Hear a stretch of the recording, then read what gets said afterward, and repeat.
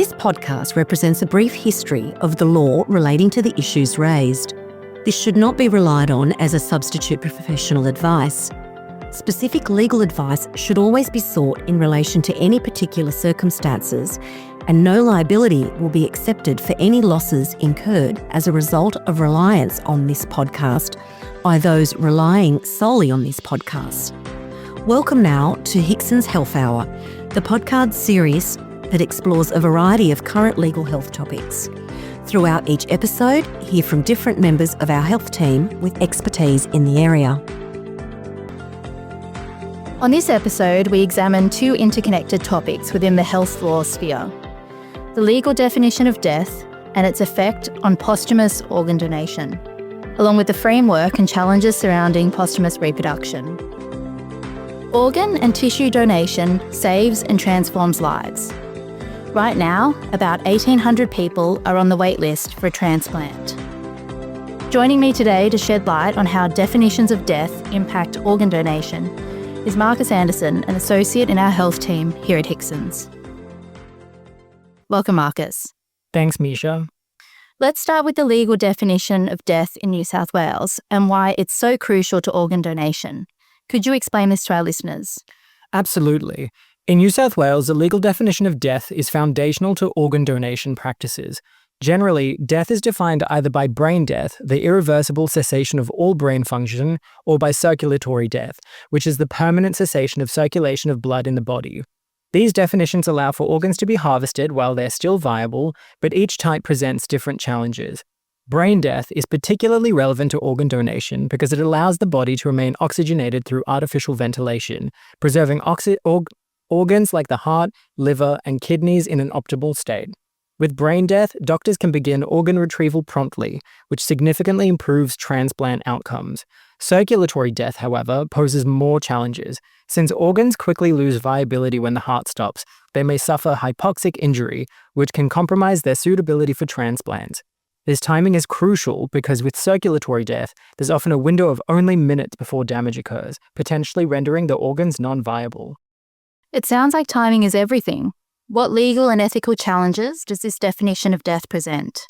Timing is indeed crucial, and defining it accurately is challenging. For brain death, there's often a misconception among families who might still see signs like a heartbeat due to life support systems.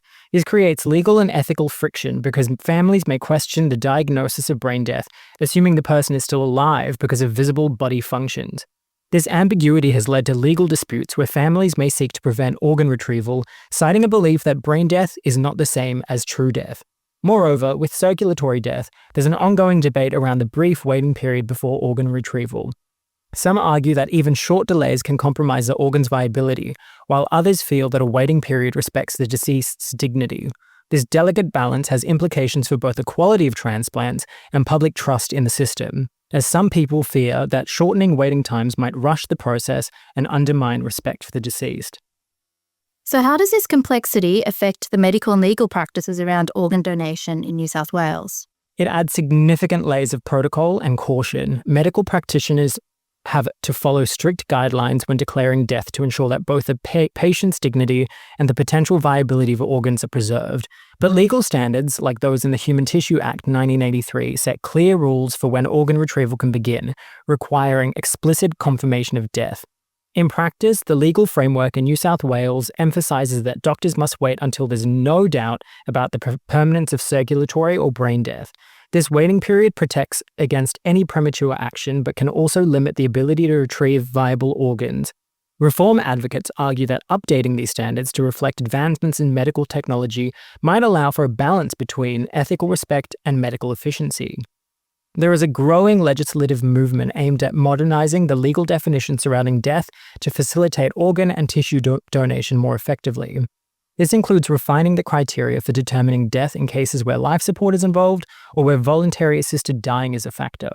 Another arises with the use of normothermic regional perfusion, whereby organ damage is prevented by creating an artificial flow that allows oxygenation and allows tissues to stay healthy even when circulatory death has previously been confirmed. Currently, there is only established evidence for a benefit in liver transplantation, but you can see how even this artificial circulation may be at odds with the definition of irreversible cessation of circulation of blood in the body.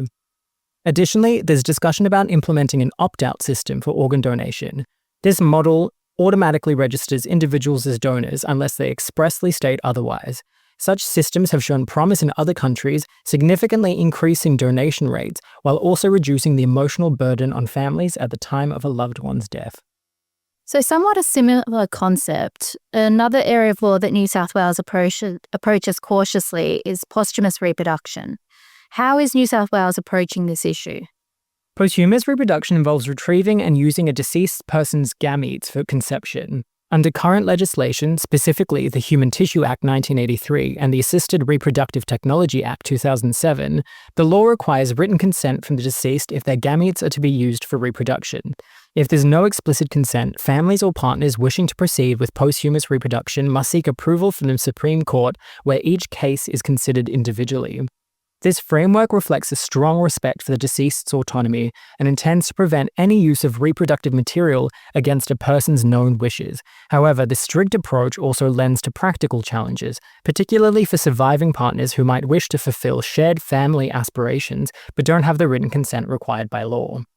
It sounds like this can be particularly tough for surviving partners. What issues do they face under the current framework? Indeed, surviving partners often face significant legal and emotional challenges. Even if a couple had discussed having children, unless there's a formal document expressing the deceased's consent to posthumous reproduction, the court may deny the request. This often places grieving partners in a difficult position. They might feel strongly that they're honoring the deceased's wishes, yet they face legal hurdles because there's no written proof. In Ree Edwards, for example, the court permitted a widow to retrieve her deceased husband's sperm, but she still faced restrictions on using it within New South Wales, given that he hadn't left written consent. This highlights the limitations imposed by current laws, which, while protective, sometimes fail to capture the realities of modern relationships where not every decision is formally documented in paper. What options are available to those wanting to use reproductive material in cases where there's no written consent? Without written consent, the options are indeed limited, and couples in New South Wales generally need to seek court approval. Courts will consider indirect evidence of the deceased's wishes, such as evidence from family or friends, but this doesn't guarantee approval. Judges may weigh the desire to respect the deceased's autonomy against factors like the potential impact on a future child. In some cases, families even consider transporting the gametes to other jurisdictions with less restrictive laws. But this can be complex legally and financially. There's also the risk of public policy objections if a case seems to circumvent the intent of New South Wales law. Are there reform proposals that could help balance these concerns? Absolutely. Some advocates argue that the law could allow more flexible standards for consent, such as accepting indirect evidence or documented verbal agreements between partners. This could allow surviving partners a greater chance to fulfill family plans while still respecting the deceased's likely wishes. Additionally, advocates have proposed creating more consistent guidelines to streamline court processes. For example, a clearer evidentiary standard could help courts more easily determine if there's a reasonable assumption that posthumous reproduction aligns with the deceased's wishes, especially if we trust the surviving partners of the dead to exercise their and their former partners' relational reproductive autonomy in decisions about posthumous reproduction. There's also the suggestion to allow family members or partners some discretion to authorize posthumous reproduction under certain circumstances, although this would require careful safeguards. So reform could potentially make things easier for families and also honour a deceased person's likely wishes? Exactly. A more flexible approach could make it easier for grieving partners to honour what they believe were shared intentions while still maintaining legal protections for those who may not have wanted posthumous reproduction. Thanks for covering these intricate legal issues, Marcus. Today's discussion has shed light on how definitions of death impact organ donation and the hurdles facing posthumous reproduction. Any last thoughts? Just that both areas highlight the delicate balance between respecting individual autonomy and adapting to societal needs. As technology advances, so too will the need for our laws to evolve, particularly in areas as deeply personal as these. Well said. Thanks, Marcus.